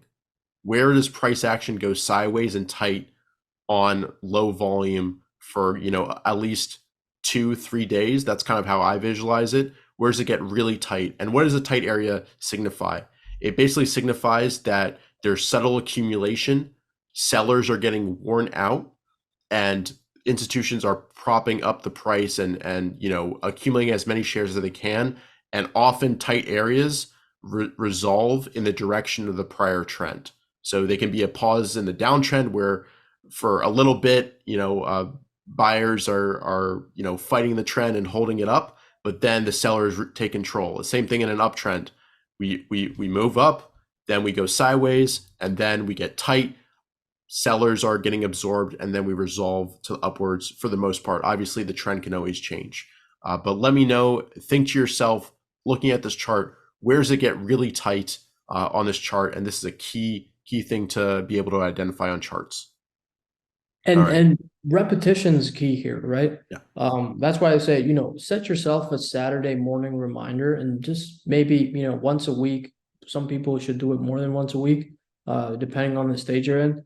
If you do this, you're building in the back of your mind, let's say, basketball players when they practice versus when they play a game, those are two very different things. In the game, it's more instinct. When they throw a pass, it's just more natural because they've kind of practiced that, right? And real-time analysis when you're being guarded versus practicing something, a lot of back of mind, just the way we work as humans, like things when they're based on, I've seen this before, and I feel, you will develop a gut feel for those situations. As of today,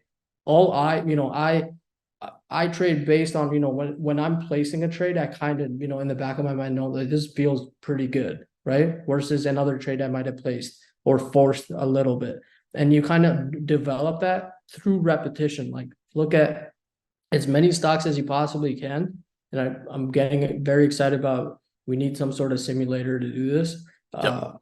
Where you can't see it's Tesla, you can't know anything. All you know is price volume, maybe whatever indicator you want to put a MACD, you put a MACD. But that repetition will help you so much because real-time analysis is based on what you've trained yourself to look at when the market's offline and the market's not, trading at all. Those things just get better and better with repetition. So. Yep. So I didn't see enough responses, but I'll give you guys. I'll let you guys pass today, but here's the answer. This is kind of my work about where it gets tight. First, in the downtrend, we get tight relative to prior action around here for a few days. We resolve to the downside. We form again. Look at this first higher low that forms, the first higher high that forms. We get tight for maybe 2 days in here, resolves to the upside, pull back a little, get tight again for 3 days, move up. This was earnings, I believe. Yep, earnings right there. We absorb that selling, move up, again, gets super tight. And then just throughout this area, it's tight, moves up a bit, tight, moves up a bit. The tightness is it's just such a tell that a stock is under accumulation. So tightness here, gets super tight for 2 whole weeks, breaks out of, if you want to call this a cup and handle, you can just keep it simple and say it broke out of range here. Again, it moves up, gets tight again for 4 days, moves up, a little bit of selling, holds the moving average, moves up, it gets super tight. This is probably the tightest it is on this entire chart. We do a little shakeout, but where do we hold? The moving average, as well as if you draw a line from this high over here, we also hold that same level. That's another reason why this level is key. You always want to be aligning different areas of confluence, different areas where different strategies might look to enter a stock and build positions. So after this, and even this is tight. It's just not quite as tight as this, right? I mean, this goes pretty much sideways for 4 bars. Again, it's not as tight as this, but it is tight. And then this really starts the move. We get a 20, 30% move in just a few days. We tighten up again, move higher, form another base, get really tight within this base, have a little bit of a shakeout, and then we have a kicker candle, expectation breaker. It starts another move, and look at the volume pickup on this breakout, and look at the volume pickup as we broke out of this tight area. So during the tight areas, you want to see a decline in volume overall. That's telling you supply is drying up. And then when we resolve to the upside or downside, depending on what it is, we want to see a pickup in volume, and that's key. So, and there's a very good point by one of the folks in the chat. It's so obvious in hindsight, right? It's so obvious that this stock is continuously moving up, and it seems to be very easy. But what we're trying to, what you should, I guess, focus on and understand is, can you identify this as it's happening, right? Then you can, if it moves out of that range, you can make a decision. Can you identify this as it's happening? Then it moves out of range, then you could get in on this. So the first portion of, the first part of it is trade identification. What allows, a setup to be something that's good enough for you to track? What are those characteristics? What do they look like? Right. And then the second portion is you've identified, okay, I want to have Tesla back in May of 2021 on my watch list. That's your first step.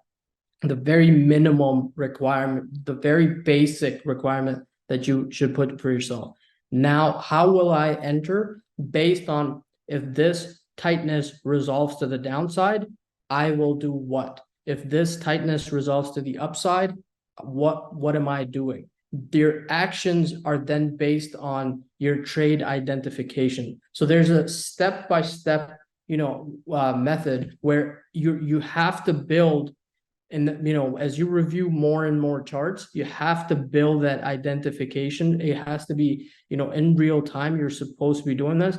And we don't know what's going to happen in the future, right?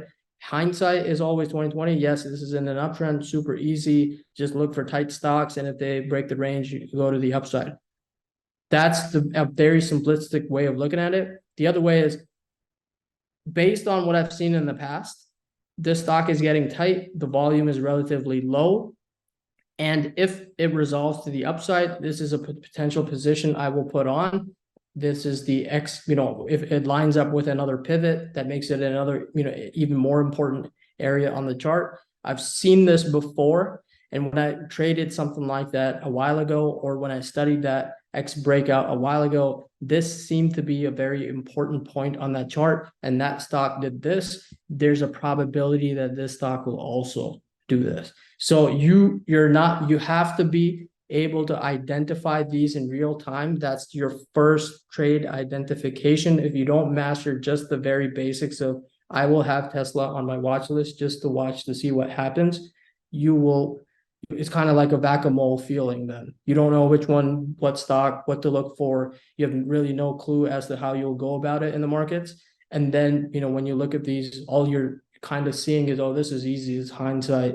I could just look at type. So real time trade identification, then building which we'll get into over the next 7 weeks. How do you plan those out? And then how do you position size based on that? What is your framework for market cycle telling you? And when those probabilities align, this thing, breaks the upside, you're acting, and you're acting real time because you've identified it, you've done your homework, you've connected your current state to some past state, you've studied and done your homework, and the market is going to reward you when you look at it in real time. So I think there's bits and pieces to this puzzle. And this first piece that we're going over right now, which is reading price action, it's the first identification puzzle, and then we'll add bits and pieces to it so that you could increase your probabilities going forward. Yeah, we're going over the winning characteristics, the building blocks that allow you to identify constructive price and volume action. And in hindsight, yeah, it's easier to point out the tight areas, but in real time, this was one of my biggest winners in 2020. It was one of I think it was Ross's biggest winner in 2020. Oliver Kell was all over this. And why was that? Is because they've studied the template of winning stocks in history and identified the price and volume as well as fundamental characteristics that lead to the potential for something like this. So at this point in time, they notice it's tight. It's a constructive pattern. It's in a leading group. It's got triple-digit earnings growth. And that's why they're focused on an entry in that. So I think we can leave it there. But again, just being able to identify the tight patterns and noticing that characteristic takes you a long way, right? Yeah, so I think that's something. If Nick, I know Nick's here and watching, so I think like breaking down how is a trade decision made. This is the very first building block. It's identifying. It's the identification and placing something on your watch list. The second, obviously, what is your entry tactic going to be? What is your risk going to be? What position size will you place it at? And as you sum those factors up, then you increase your probabilities of moving from a stage 2 to stage 3. But this is the very first building block that we're focused on. Yeah, and I'm not sure if we got this question before I explain it, but it's worth going over again. Why is tightness a sign of accumulation? It's a sign of accumulation because price is going tight as supply is drying up, volume is decreasing. What's that telling you? It's telling you that institutions are supporting that stock, keep subtly accumulating as the sellers that are there wear out their positions and ultimately sell out everything. And what does that create? That creates a supply and demand dynamic where there's very little supply coming to the market, and we've got the institutions with some demand supporting it, and then finally something will shift where another buyer comes in or the institutions decide to ramp up their accumulation, and it just tips the scales, and suddenly that creates the uptrend. So basically the tight area is a balance in supply and demand where one of those is getting worn out, and then we're waiting for where the scale is going to shift next. I think that's an okay way to explain it. Awesome. So reading price action pivots, again, this is a very simplistic view, but we're going to build and build and build. So how do I define a pivot? A pivot point is a specific level / area in a chart pattern where we can expect the stock to become directional. Rye, I think I stole that from you, pretty sure. But basically, it's a spot that's in the eye of the markets where, again, the supply and demand scale is about to shift. This is where the energy can get released, both to the upside or downside, depending on the setup. For me personally, it's often the high of a tight range. So if we go back to Tesla, through these highs is a pivot, through these highs is a pivot, through these highs is a pivot.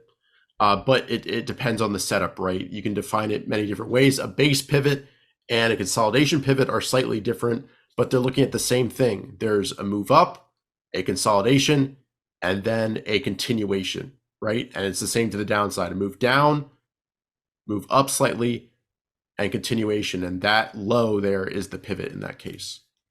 So again, pivot point, I think, is that the exact same slide? Yeah, that's the exact same slide. It's just really important. That's why we want to emphasize it again. So here's real time. Again, this is Tesla. These are the highs of the range. This is the pivot point, this line of resistance. This line of resistance is the range. And this could be a 5-minute chart. This is a daily chart here, but it could be a weekly chart, right? A base pivot is basically looking for a longer consolidation on a weekly. Here we're looking for shorter term actionable pivots on a daily chart. It just depends on your time frame. But when it comes to pivots, right, anything that you want to really emphasize?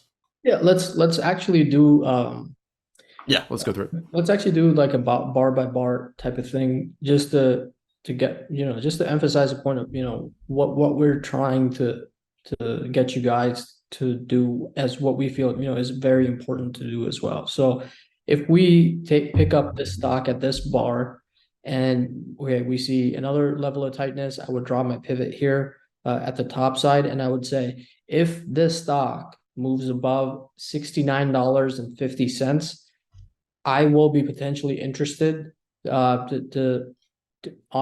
this to break out of that to the upside if the volume is there, right? So then I start tracking it. Okay, the stock moves down.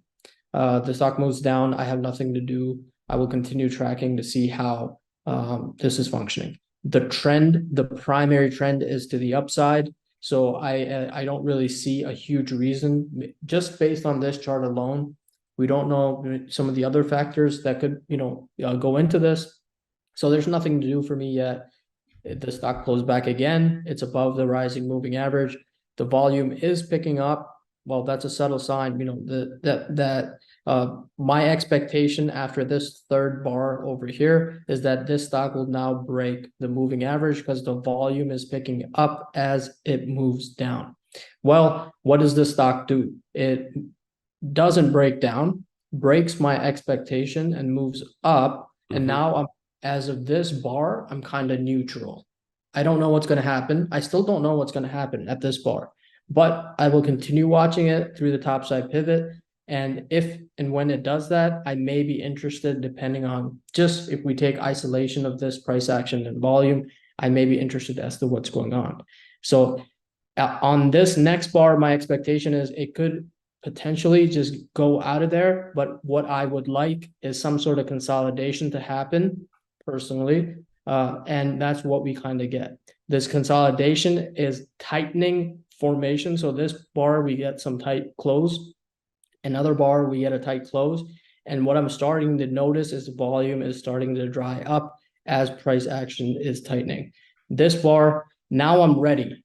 I would be kind of, this red bar that we see, I'm ready because we're seeing tightness in price action with lower volume happening. And I will be anticipating because I can, and I've seen this before somewhere, right? And I'm connecting some previous day. I'm ready for this thing to maybe break out this next day to the upside. If it does, I will act. If it doesn't, which it didn't, it put in even lower volume on this day and continued to trade tight. What did we say? Tightness in price action on decreasing volume tends, could potentially result in a bigger breakout. So continue watching.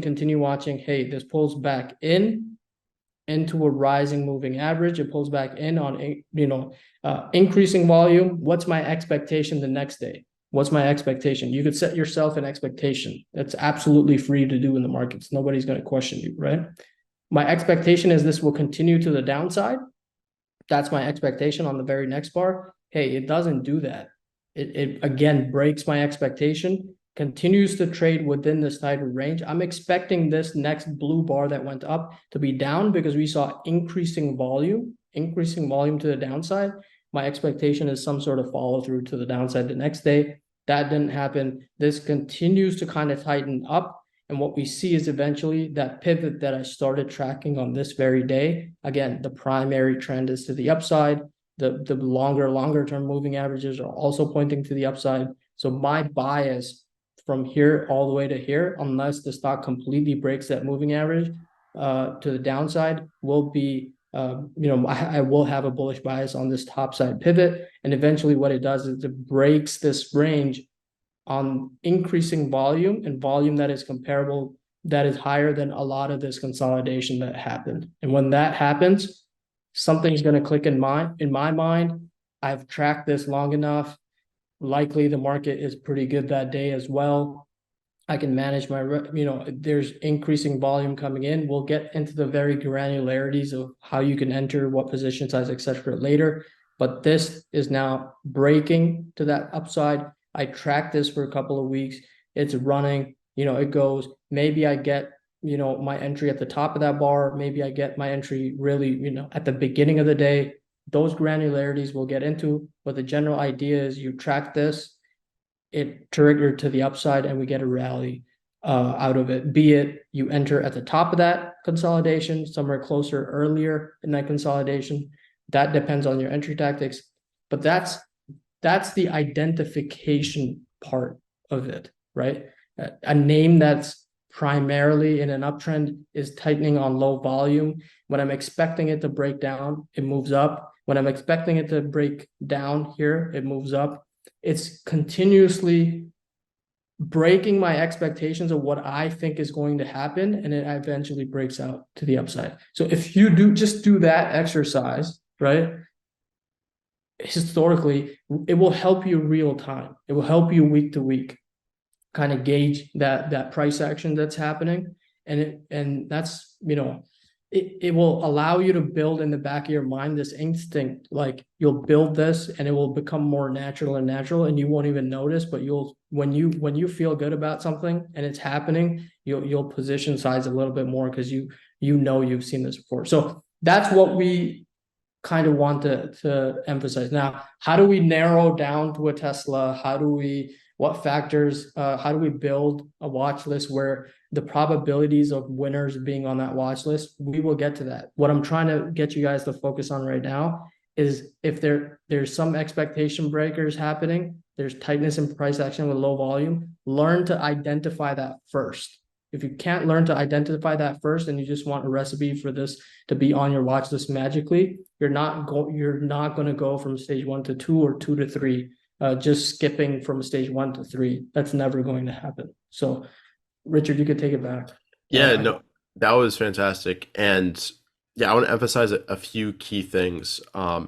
First, obviously, we're looking at the chart in hindsight, Yeah.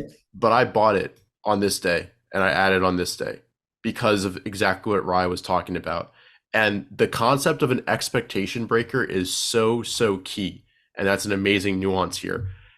Here, when it's forming a tight bar, ignore everything, to the right here. We're just talking about this tightness. This gets so tight.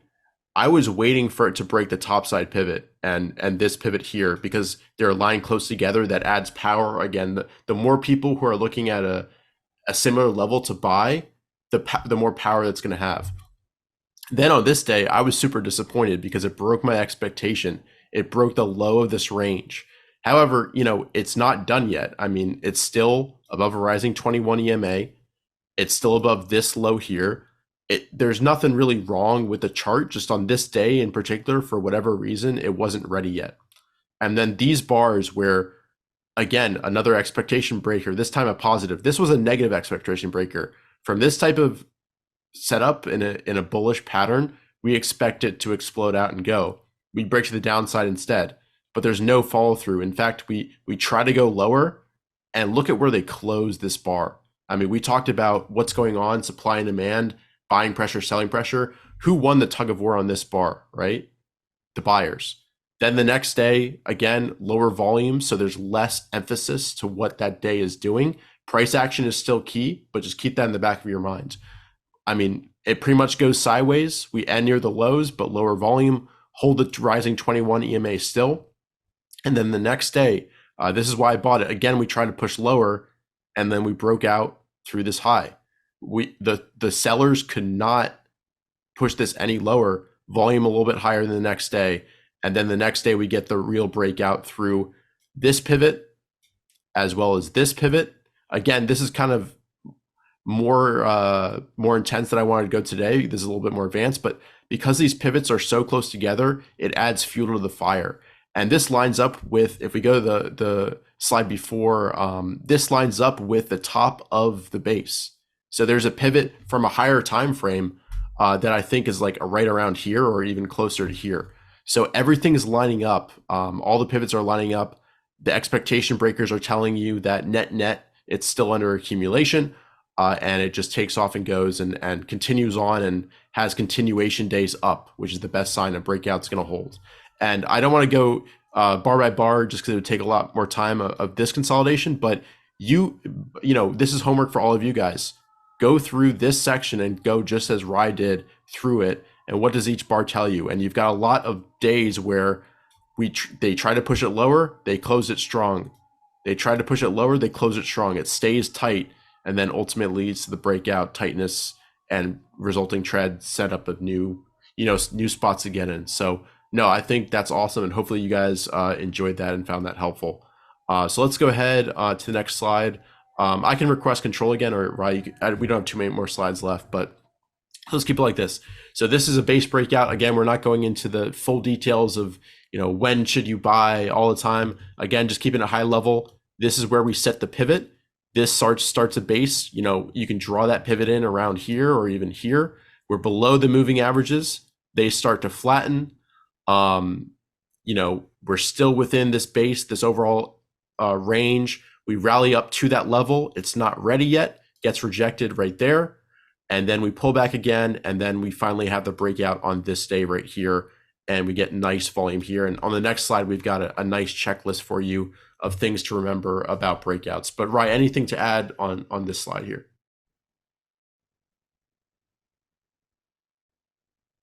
He might be having. Yeah. You're back now. You were frozen. Go ahead. Yeah, no, I am having some sort of lapse in internet, so you could keep going. You can keep going. Yeah. So go to the next slide here. Yep. Again, we're going to come back to all these concepts and go into much more detail. But here are 4 key things to remember when it comes to breakouts. Look for tight price action before and after. Look for higher lows. We've got a higher low compared to this low, compared to this low. Look for a clear pivot point, whether it's a short-term pivot point created by a few days or longer-term base pivots, and look for explosive volume like we saw right here. So that's key 4 things. Very simple. Keep it simple. repeatable, all of that, and you'll have success with breakouts. So moving on, Rye. Yep. So here's a pullback. We did a webinar last weekend where we went through the chart of CVNA. I think, it was right on this day that we looked at it. We were like, this pullback is pretty textbook. We've got a drift lower on a decline in volume. Textbook things for pullbacks. I'll have a checklist on the next slide for you. And then we have a range pivot that forms here. It's 12 o'clock. And we get a nice breakout and resulting short-term trend here. Who knows how it will react to this level or this level, but depending on your style, you could have entered here on the pullback where it was supported off the 10-week as well as the 50-day moving average. So that's a nice, clear example for a pullback. And again, we'll come back to this. I know I'm going through kind of fast at this point. We want to respect your time, but going to the next slide, we've got a checklist for you. Look for a drift back in versus just sharp decline in 1, 2, 3 days, right back to the moving average. Look for low volume on the pullback. Look for that range breakout or resumed upward move that we got as we broke through the tops of these bars right here. And then look up for a subtle pickup in volume. Not necessary, but always good. And we do get a little bit of that right here where it's higher volume than during the pullback.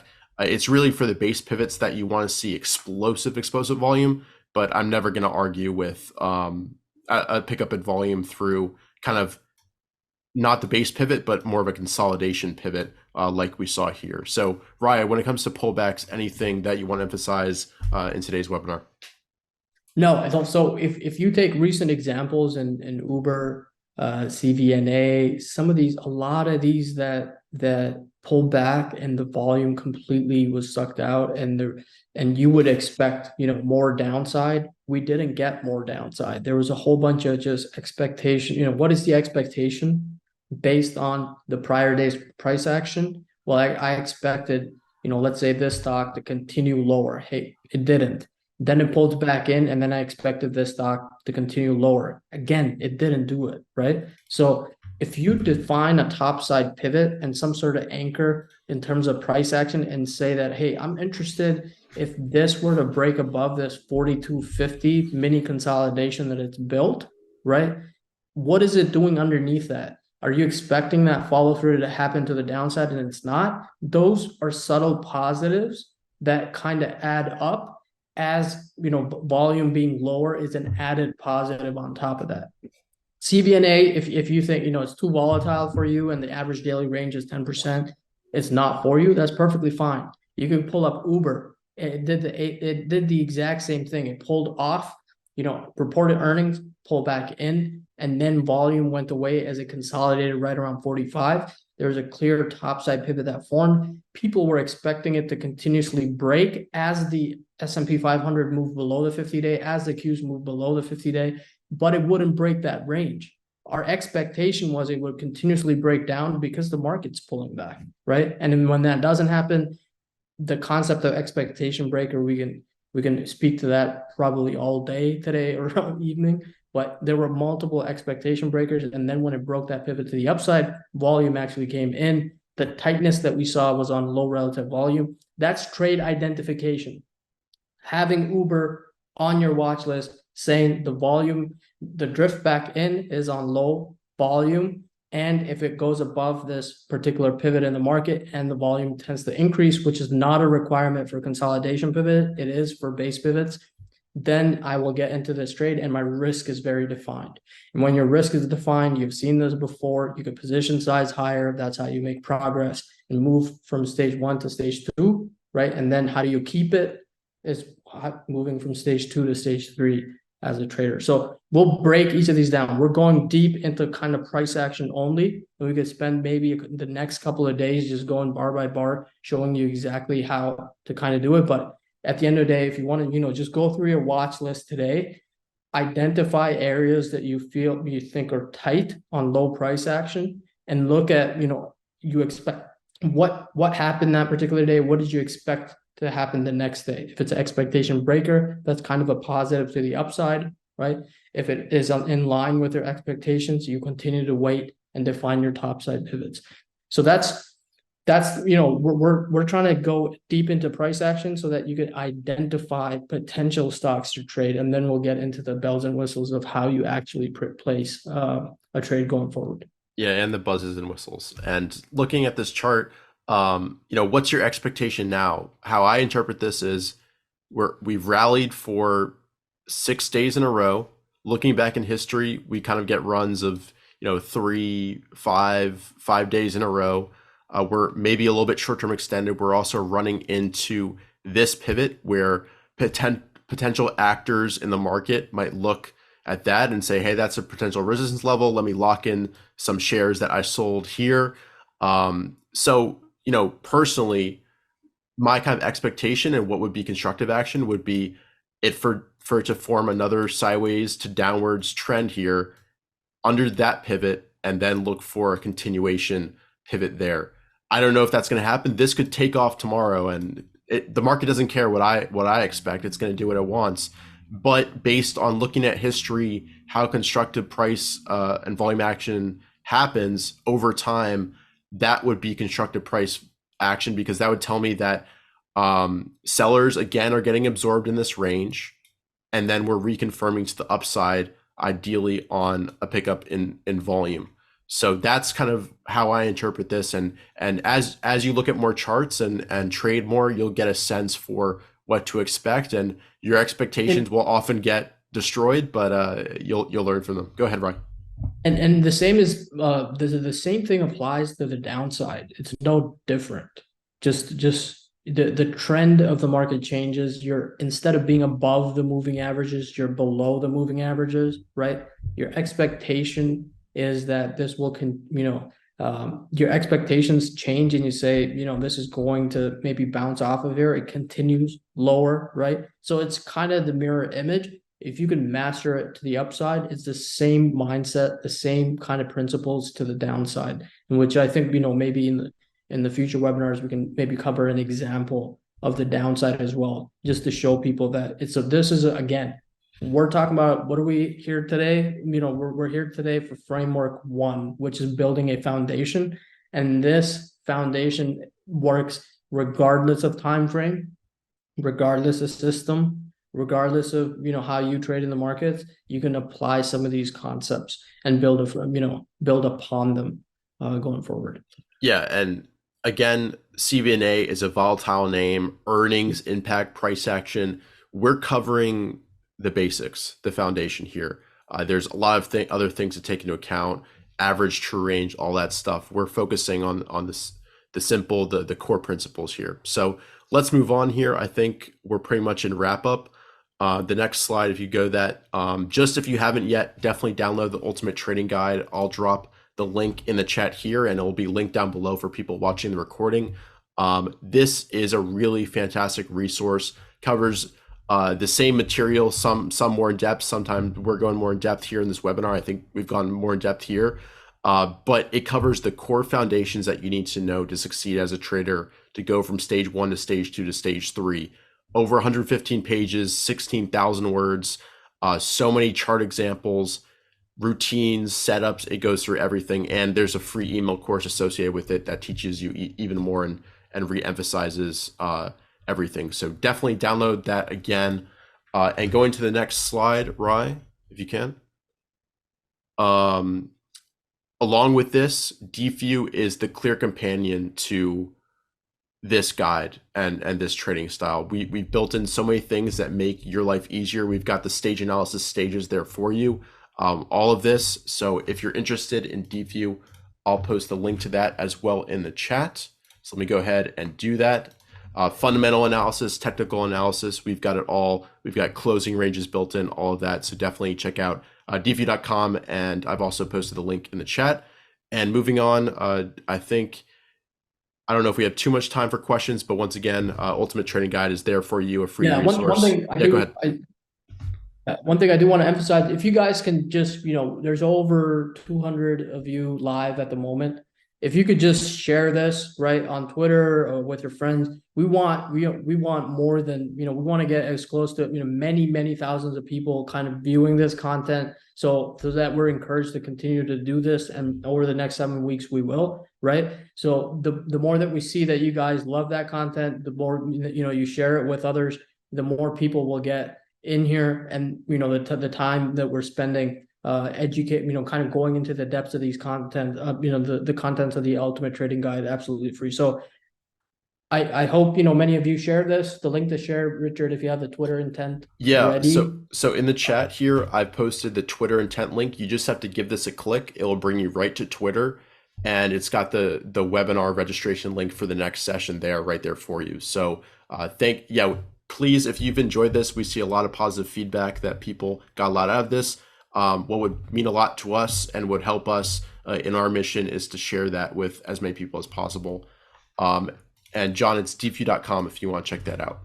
So again, here's the Twitter link. You just have to click that. I think that's pretty much it. We've covered a lot today. I think more than we planned to, but this is a lot of fun. It means it's very meaningful for me to pass on and hopefully shorten your guys' learning curves. I got a chance to do that through Dr. Wish's class. That sped up my learning curve by years. So I'm better than Rye here. I didn't take as much time, but you're gonna go on your own journey, and hopefully we can be a part of yours and help you guide along the way. So thank you guys so much. And Rye, anything you want to leave everybody with? No, I apologize for the idiot in the chat there, but we have some people leaving weird comments. But thank you so much to everybody that joined. We hope we spread word, get more people in here, have a bigger impact, cover the basics and the 7 frameworks. And I think our intention here is to move people from stage 1 to 2 and 2 to 3 will work going forward. So thanks so much. No problem. Thank you guys all, and we'll see you guys in the next webinar next weekend. So thank you guys so much for tuning in. Again, if you could share it on, I see a lot of thank yous, so that's awesome. Please go ahead and share on Twitter, and we'll see you guys in the next one. Take care, everybody.